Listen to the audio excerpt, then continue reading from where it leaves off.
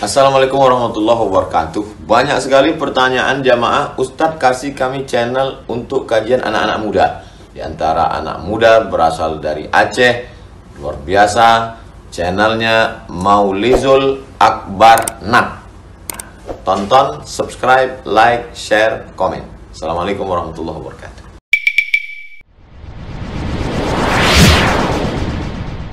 Sebabna musibah yang ayah suka mendarat di Banda Aceh, mungkin dia sembahyang di Masjid Raya, jenazah ke Puau ke bersinggah di Kota Kerung, singgah di Mudi, mungkin langsung Jenib. Tapi bunuh dengan informasi rapat keluarga, mungkin semeyup singgah Puau Kurung semeyup. Yang pertama yang perlu sampaikan, dalam hadis riwayat Imam Tabrani ini pegali Nabi, mautul alim musibatun la tujbar, meninggalnya orang alimnya musibah yang tak tergantikan. Wasulmatun la tusaddu, sulmahnya bocor ataupun bekah, bocor yang tidak bisa ditambal.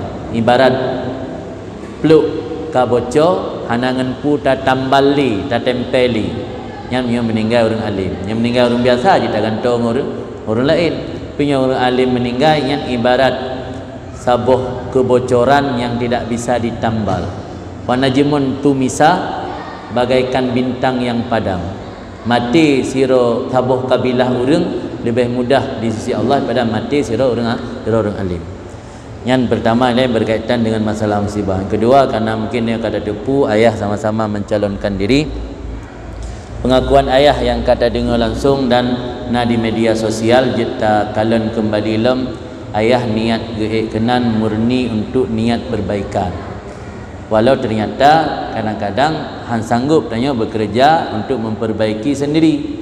Tapi ayah betul niat tulus gaknya ingin memperbaiki, berarti gaknya nyoka nikmati hasil dari niat yang baiknya. Tanya yang mentang hidupnya yang belum tadu ke. Maka baik tanya terlibat ya celah-celah ulama, ya kun barang gapu.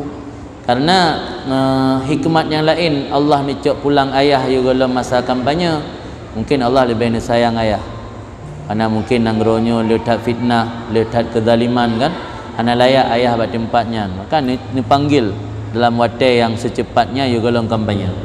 Sebabnya kampanye tanya sering tak bertubit suara untuk menarik masyarakat. Kadang-kadang nak janji yang tak bertanggungjawabkan di hadapan Allah.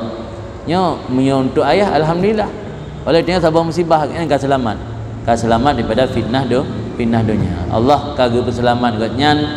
Jangankan geduk dalam jabatan, kampanye pun hana sempat. Yang hikmat paling raya yang menjadi pelajaran ke kita ni.